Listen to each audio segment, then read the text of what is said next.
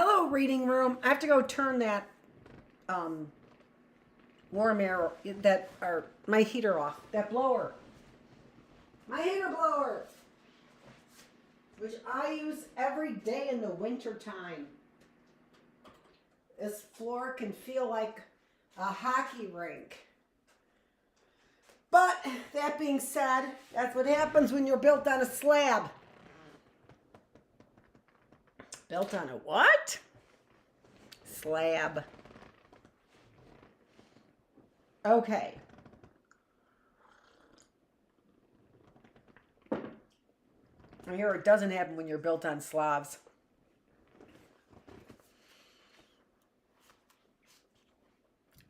Albans, Minnesota, 1929.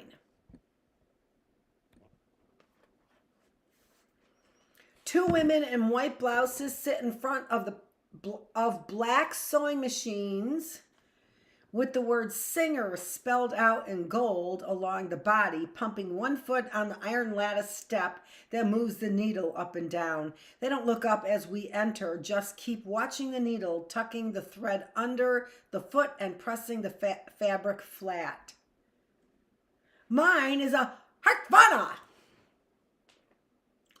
What was that? Hartvana. Can you say it again? Hartvana.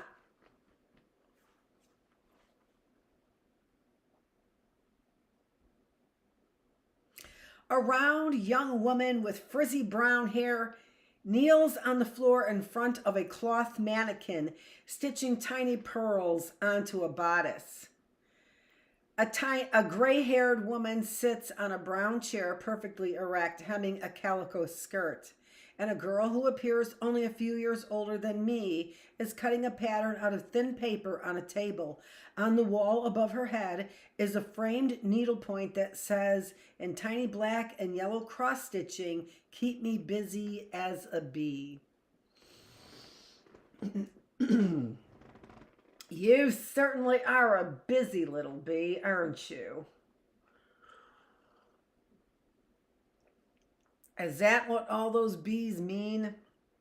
Keep them bees a buzzin'? I mean, I can smell the oppression.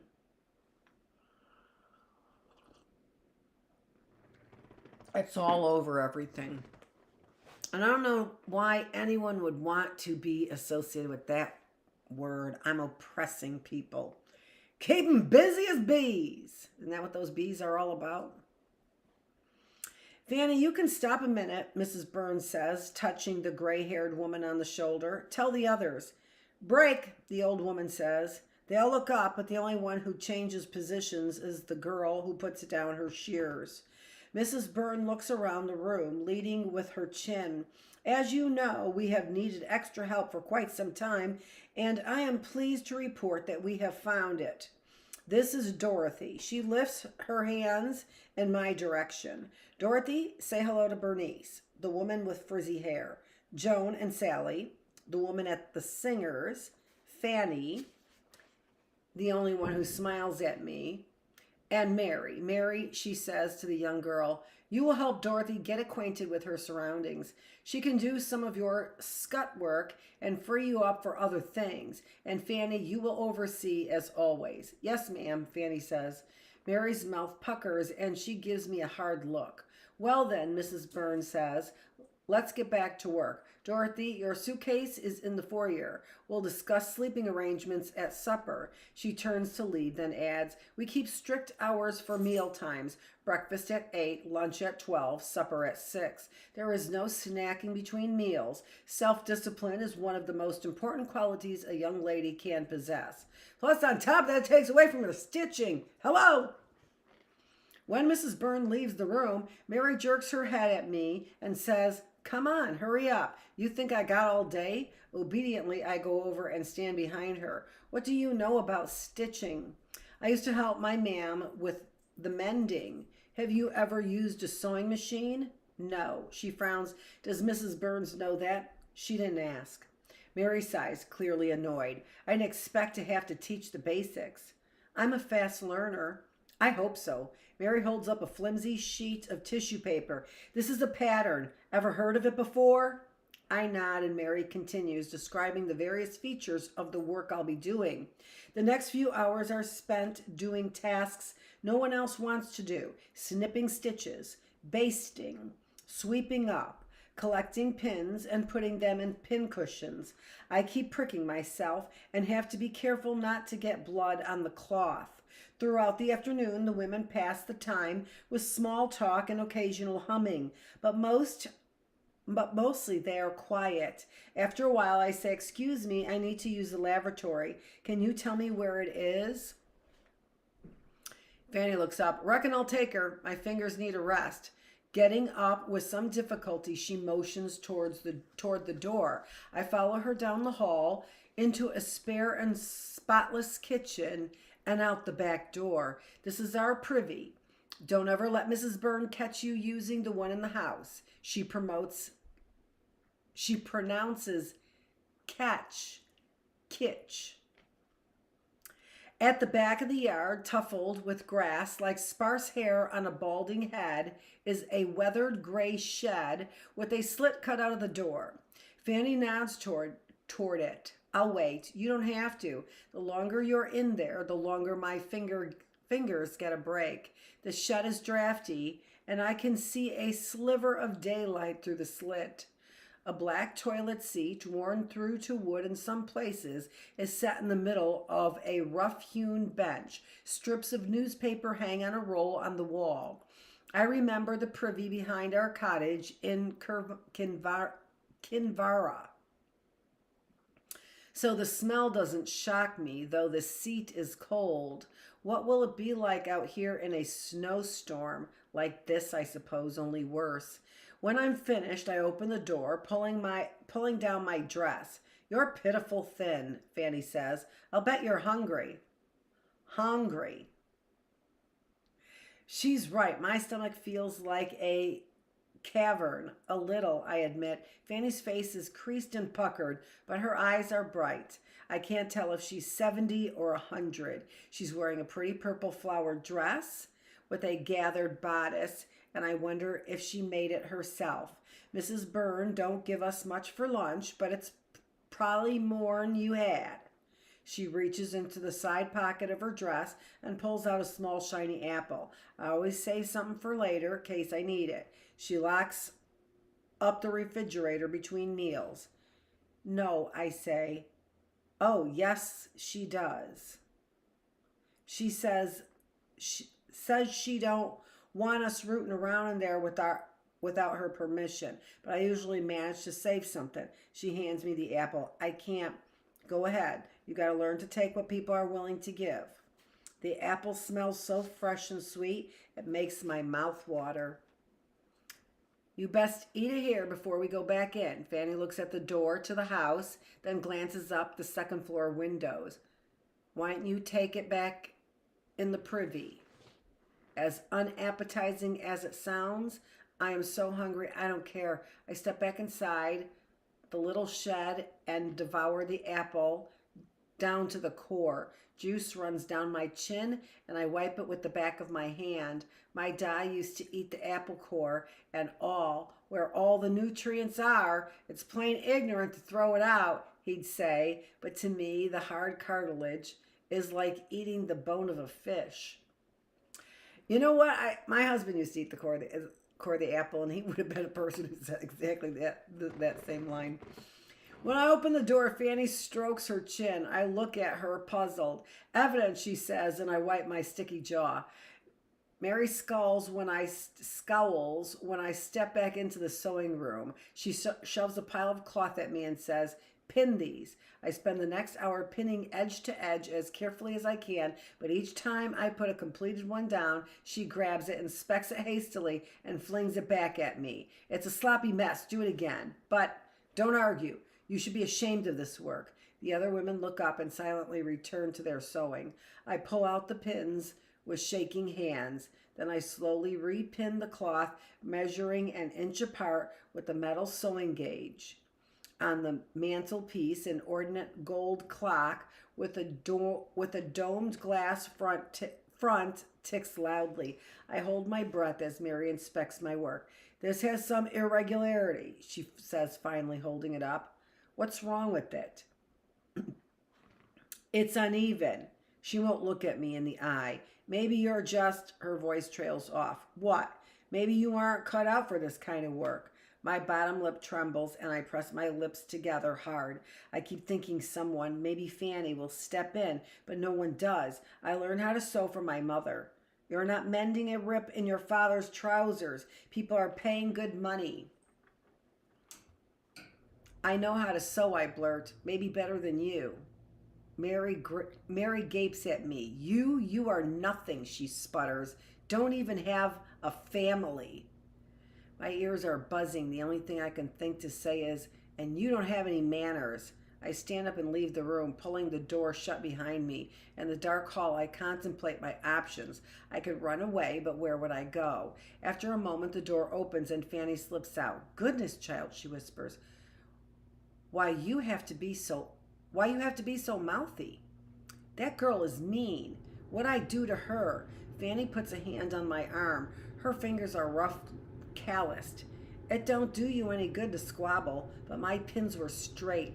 She sighs. Mary's only hurting herself by making you do the work over. She's paid by the piece, so I don't know what she thinks she's doing, but you, well, let me ask you this.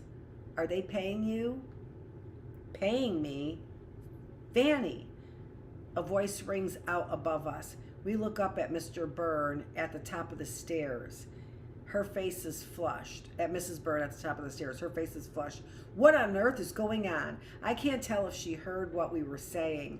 Nothing to concern you, ma'am, Fanny says quickly. A little spat between the girls is all. Over what? Honest, ma'am, I don't think you want to know. Oh, but I do. Fanny gazes at me and shakes her head. Well, you seen that boy who delivers the afternoon paper? They got to arguing over whether he has a sweetheart. You know how girls can be. I exhale slowly. The foolishness, Fanny, Mrs. Byrne says. I didn't want to tell you. You get back in there, Dorothy. I don't want to hear another word of this nonsense. You understand? Yes, ma'am. There is work to be done. Yes, ma'am. Fanny opens the door and walks ahead of me into the sewing room. Mary and I don't speak for the rest of the afternoon. That night at supper, Mr. Byrne serves chopped beef, potato salad stained pink by beets, and rubbery cabbage. Mr. Byrne chews noisily. I can hear every click of his jaw. I know to put my napkin in my lap. Graham taught me that. I know how to use a knife and fork, though the beets taste as dry and flavorless as cardboard. I'm so ravenous that's all I can do not to shove it into my mouth. Small ladylike bites, Graham said. After a few minutes, Mrs. Byrne puts down her fork and says, Dorothy, it's time to discuss the rules of the house. As you already know, you are to use the privy in the back. Once a week on Sunday evenings, I will draw a bath for you in the tub in the washroom off the kitchen. Sunday is also wash day, which you'll be expected to help with. Bedtime is at 9 p.m., with lights out. There's a pallet for you in the hall closet. You'll bring it out in the evening and roll up neatly in the morning before the girls arrive at 8:30. I'll be sleeping in the hallway? I ask with surprise. Mercy, you don't expect to sleep on the second floor with us, do you? She says with a laugh. Heaven forbid. When dinner is over, Mr. Byrne announces that he is going for a stroll, and I have work to do, Mrs. Byrne says. Dorothy, you will clean up the dishes, pay careful attention to where things belong. The best way for you to learn our ways is to observe closely and teach yourself. Where do we keep the wooden spoons, the juice glasses? It should be a fun game for you. She turns to leave. You are not to disturb Mr. Byrne and me after dinner. You will put yourself to bed at the appropriate time and turn out your light. With a curt smile, she says, we expect to have a positive experience with you. Don't do anything to threaten our trust. I look around at the dishes piled in the sink, the strips of beet peeled staining a wooden cutting board, a saucepan half full of translucent cabbage, a roasting pan charred and waxed with grease. Glancing at the door to be sure the burns are gone, I spear a hunk of the flavorless cabbage on a fork and swallow it greedily, barely chewing. I eat the rest of the cabbage this way, listening for Mrs. Burns's foot on the stairs. As I wash the dishes, I look out the window over the sink at the yard behind the house, musky now in the fading evening light. There are a few spidery trees, their thin trunks flayed into branches. By the time I finish scrubbing the roasting pan, the sky is dark and the yard has faded from view. The clock above the stove says 7:30. I pour myself a glass of water from the kitchen faucet and sit at the table. It feels so too early to go to bed, but I don't know what else to do. I don't have a book to read, and I haven't seen any in the house. We didn't have many books in the apartment on Elizabeth Street, but Papa often brought home the discarded papers, and the twins were always getting old penny magazines from the newsies. In school, it was poems I liked best.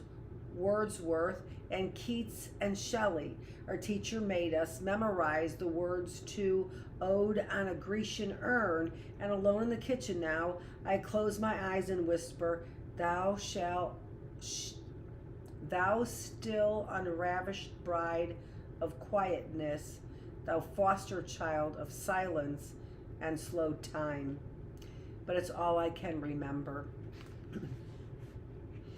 I need to look on the bright side, as Graham always said. It's not so bad here. The house is austere, but not uncomfortable. The light above the kitchen table is warm and cheery. The Burns don't want to treat me like a child, but I'm not so sure I want to be treated like one. Work that keeps my hands and mind busy is probably just what I need, and soon I will go to school. I think of my own home on Elizabeth Street, so different, but truthfully, no better than this. Ma'am in bed in mid-afternoon in the sweltering heat, lying in her apartment past dark, and the boys whining for food, and Macy sobbing, and me thinking, I'll go mad with the heat and the hunger and the noise. Da up and gone at work, he said, though the money he brought home was less each week, and he'd stumble in after midnight reeking of hops. We'd hear him trampling up the stairs, belting out the Irish national anthem, we're children of a fighting race that never yet has known disgrace. And as we march the foe in face, we chant a soldier's song. Then, bursting into the apartment to Ma'am's slushing and scolding, he'd stand silhouetted in the grainy light of the bedroom, and though all of us were supposed to be asleep and pretend to be, we were rapt, awed by his cheer and bravado.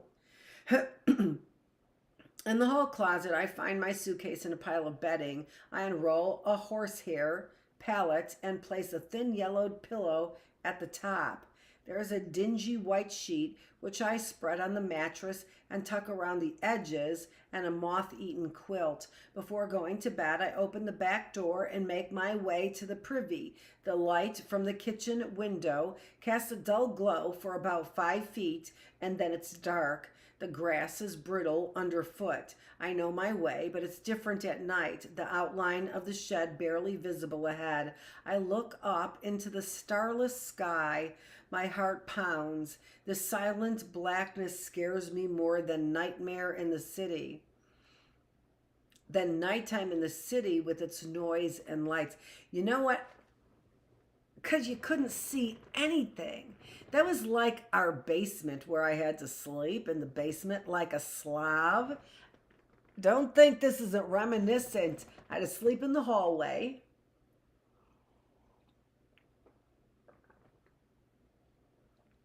I don't know. They took you in like a child for free labor. Don't think that wasn't Fremont on steroids.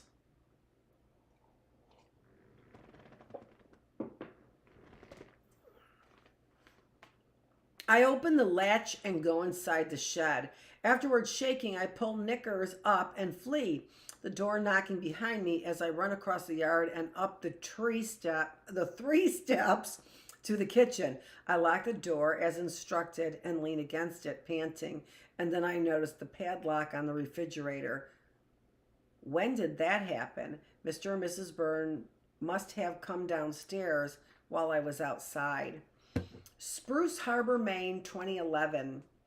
Sometime in the second week, it becomes clear to Molly that cleaning out the attic means taking things out, fretting over them for a few minutes, and putting them back where they were in a slightly neater stack.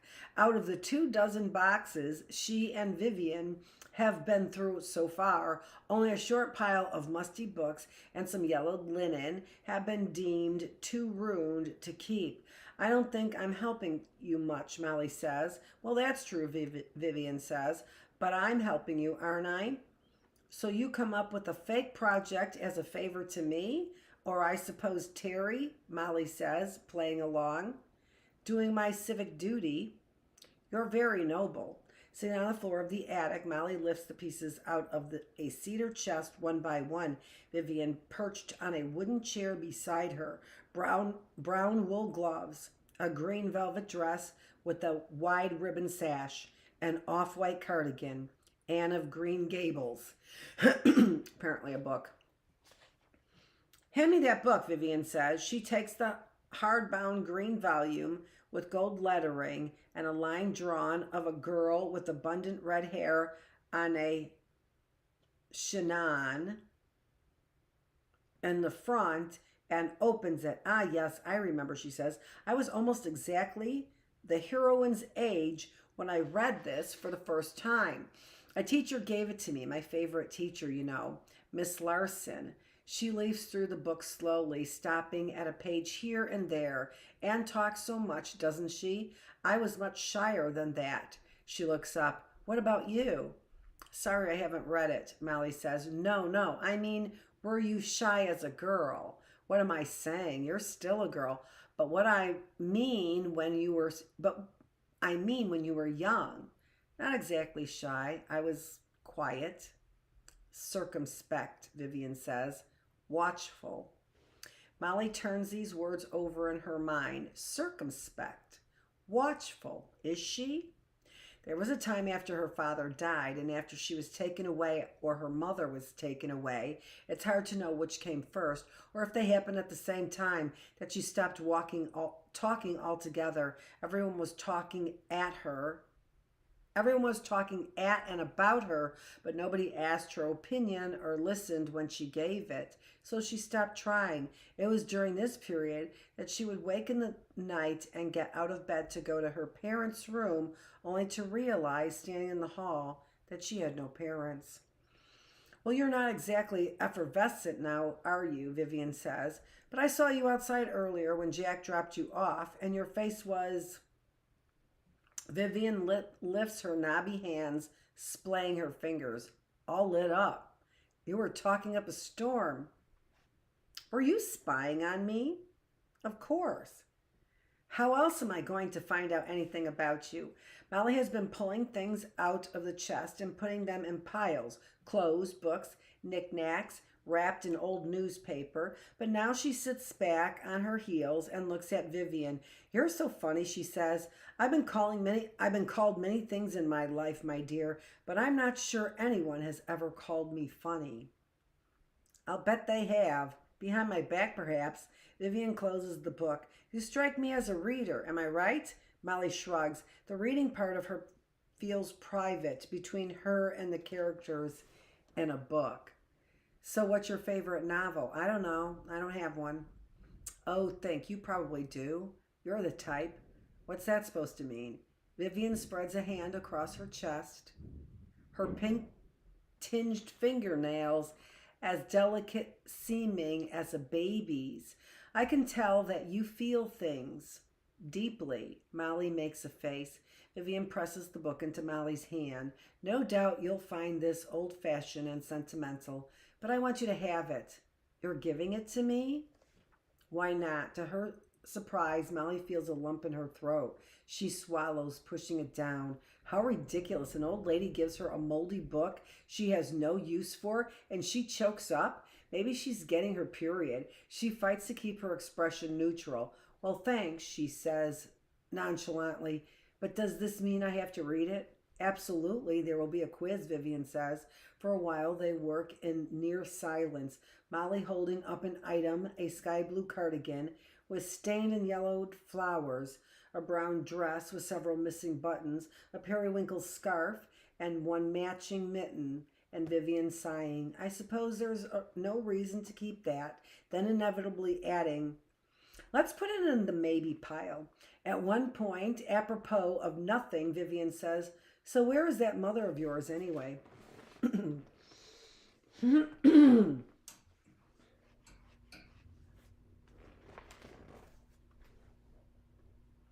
Molly has gotten used to this kind of non sequitur. Vivian tends to pick up discussions they started a few days earlier right where they left off, as if it's perfectly natural to do so. Oh, who knows? She just opened a box that, to her delight, looks easy to dispose of. Dozens of dusty store ledgers from the 1940s and 50s. Surely Vivian has no reason to hang on to them. These can go, don't you think? She says, holding up a slim black book. Vivian takes it from her and flips through it. Well, her voice trails off. She looks up. Have you tried to find her? No. Why not? Molly gives Vivian a sharp look. She's not used to people asking such blunt questions, asking any questions at all, really. The only other person who speaks this blunt to her is Lori, the social worker, and she already knows the details of her story. And anyway, Lori doesn't ask why questions. She's only interested in cause, effect, and a lecture. But Molly can't snap at Vivian, who has, after all, given her a get-out-of-jail-free card, if free means 50 hours of pointed questions. She brushes the hair out of her eyes. I haven't tried to find her because I don't care. Really? Really? You're not curious at all? Nope. I'm not sure I believe that. Molly shrugs. Because actually, you seem kind of angry. I'm not angry. I just don't care. Molly lifts a stack of ledgers out of the box and thumps it on the floor. Can we recycle these? Vivian pats her hand. I think maybe I'll hang on to this box, she says, as if she hasn't said that about everything they've gone through so far. She's all up in my business, Molly says, burying her face in Jack's neck. They're in his Saturn, and she's straddling him in the pushed back front seat, laughing, his stubble ruff against her cheek. He says, "What do you mean?" He slips his hand under her shirt and strokes her ribs with his finger. That tickles, she says, squirming. I like it when you move like that. She kisses his neck, the dark patch on his chin, the corner of his lip, a thick eyebrow that he pulls her closer, running his hand up her sides and under her small breasts, cupping them. I don't know a damn thing about her life, not that I care, but she expects me to tell her everything about mine. Oh, come on, what can it hurt? If she knows a little more about you, maybe she's nicer to you. Maybe the hours go a little faster. She's probably lonely, just wants someone to talk to. Molly screws up her face. Try a little tenderness, Jack croons. She sighs. I don't need to entertain her with stories about my shitty life. We can't all be rich as hell and live in a mansion. He kisses her shoulder. So turn it around. Ask her questions. I don't care. Do I care? She sighs, tracing her finger along his ear until he turns his head and bites it. Takes it in his mouth. He reaches down and grabs the lever, and the seat falls back with a jolt. Molly lands sloppily on top of him, and they both start to laugh. Sliding over to make room for her in the bucket seat, Jack says, just do what it takes to get those hours over with, right? Turning sideways, he runs his fingers along the waistband of her black leggings. If you can't stick it out, I might have to figure out a way to go to juvie with you. And that would suck for both of us. Doesn't sound so bad to me. Pushing her waistband down over her hips, he says, that's what I'm looking for. That's what I'm looking for.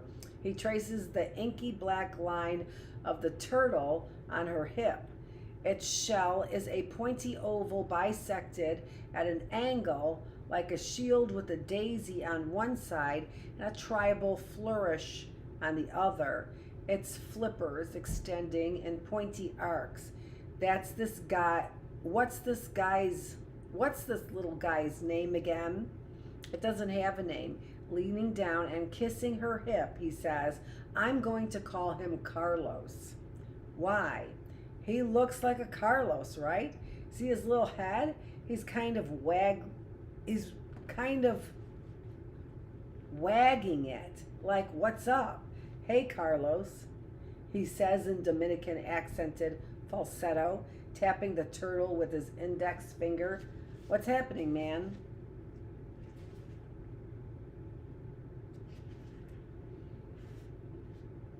It's not a Carlos. It's an Indian symbol, she says, a little irritated, pushing his hand away. Oh, come on, admit it. You were drunk and got this random-ass turtle. It could just as easily have been a heart-dripping blood or some fake Chinese words. That's not true. Turtles mean something very specific in my culture. Oh yeah, warrior princess? He says, like what? Turtles carry their homes on their backs. Running her fingers over the tattoo, she tells him what her dad told her.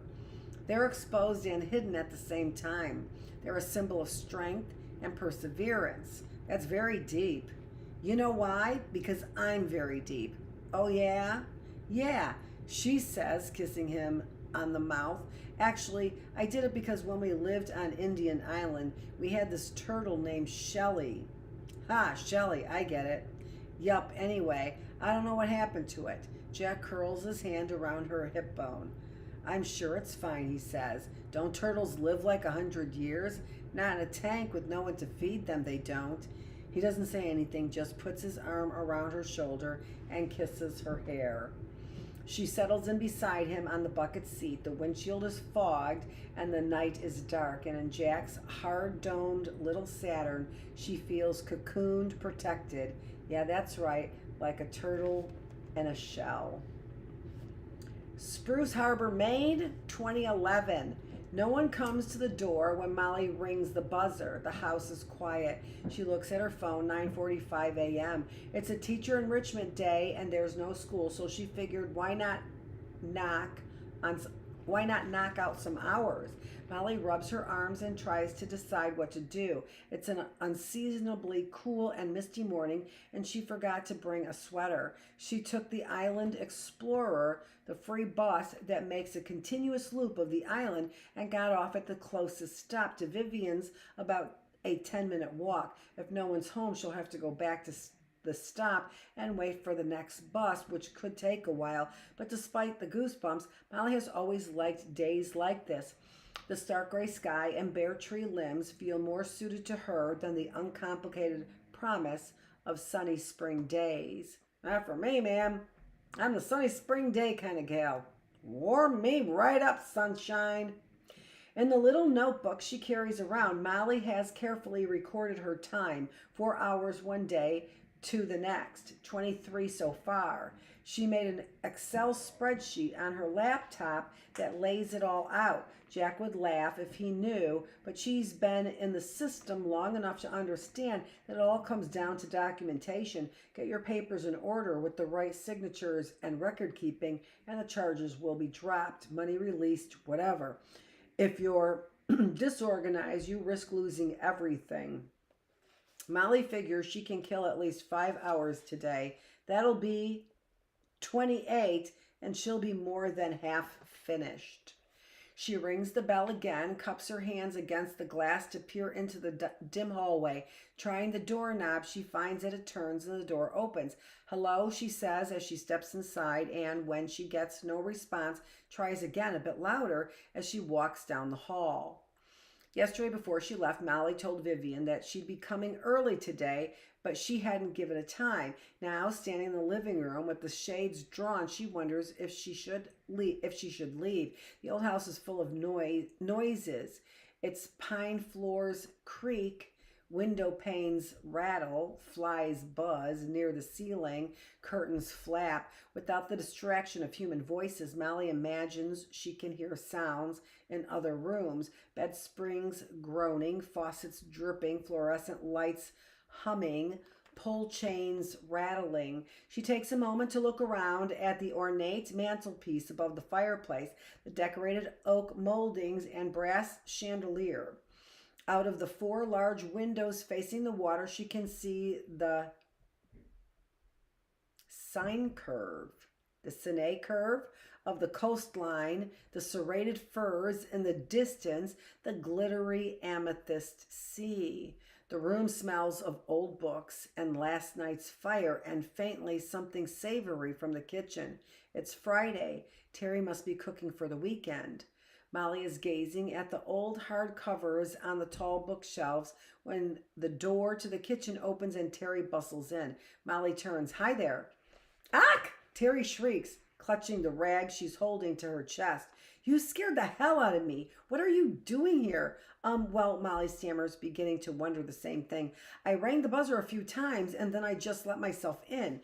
Vivian knew you were coming." "Did she? I'm not sure that we settled on exact." Terry narrows her eyes and frowns. "You can't just show up when you feel like it. She's not available any old time." "I know," Molly says, her face warming. "I'm sorry." Vivian would never have agreed to start this early. She has a routine. Gets up at 8 or 9, comes downstairs at 10. "I thought old people got up early," Molly mumbles. "Not all old people." Terry puts her hands on her hips. "But that's not the point. You broke in." "Well, I didn't." Sighing, Terry says, "Jack may have told you I wasn't crazy about this idea, about you doing your hours this way." Molly nods. Here comes the lecture. "He went out on a limb for you. Don't ask me why." "I know, and I appreciate it, Molly." Molly is aware that it's when she's defensive that she gets in trouble, but she can't resist saying, "And I hope I'm proving worthy of that trust." "Not by showing up unannounced like this, you're not." "All right, she deserved that. What was it the teacher in her legal issues class said the other day? Never bring up a point you don't have an answer for."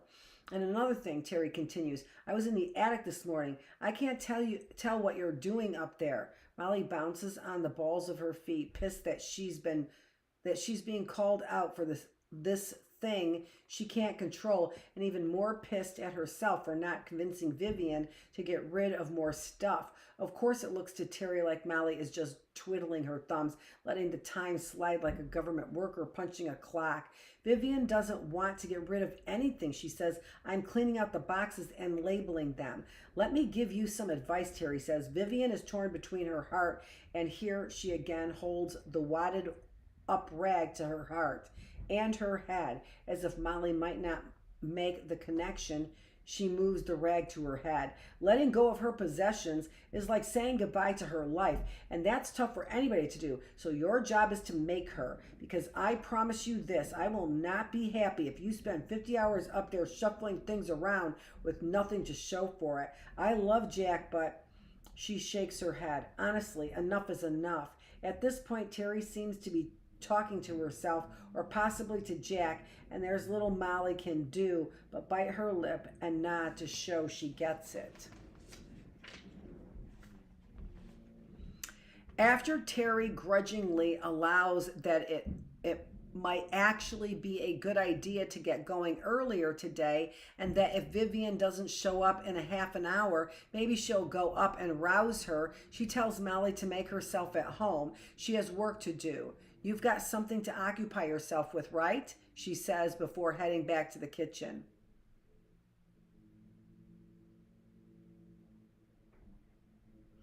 The book Vivian gave Molly is in her backpack. She hasn't bothered to crack it yet, mainly because it seems like homework for a job that's already punishment, but also because she's reading Jane Eyre for English class. Ironically, the teacher, Mrs. Tate, handed out school-issued copies the week after Molly tried to pilfer it. And that book is huge. It's always a shock to the system to re-enter it. Just to read a chapter, she finds she has to slow down her breathing and go into a trance like a hibernating bear. All her classmates are complaining about it. Bronte's protracted digressions about human nature and subplots about Jane's friends at Lowood School and long, winding, unrealistic dialogue. Why can't she just tell the freaking story? Tyler Baldwin grumbled in class, I fall asleep every time I start to read it. What's that called? Narcolepsy? The complaint evinced a chorus of agreement, but Molly was silent, and Mrs. Tate, on alert, no doubt for the slightest spark in the damp woodpile of her class, noticed. So what do you think, Molly? Molly shrugged, not wanting to appear overeager. I like the book. What do you like about it? I don't know. I just like it. What's your favorite part? Feeling the eyes of the class on her, Molly shrank a little in her chair. I don't know. It's just a boring romance novel, Tyler said. No, it isn't, she blurted. Why not? Mrs. Tate pressed. Because, she thought for a moment, Jane's kind of an outlaw. She's passionate and determined and says exactly what she thinks. Where do you get that? Because I'm definitely not feeling it, Tyler said. Okay, well, like this line, Molly said, rifling through the book. She found the scene she was thinking of.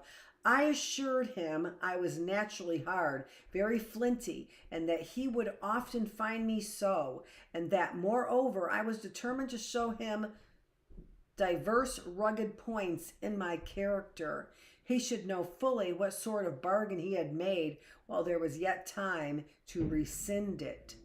Mrs. Tate raised her eyebrows and smiled. Sounds like someone I know. Now sitting alone in a red wing-back chair, waiting for Vivian to come down, Molly takes out Anne of Green Gables. She opens to the first page. Mrs. Rachel Lynde lived just where the Avonlea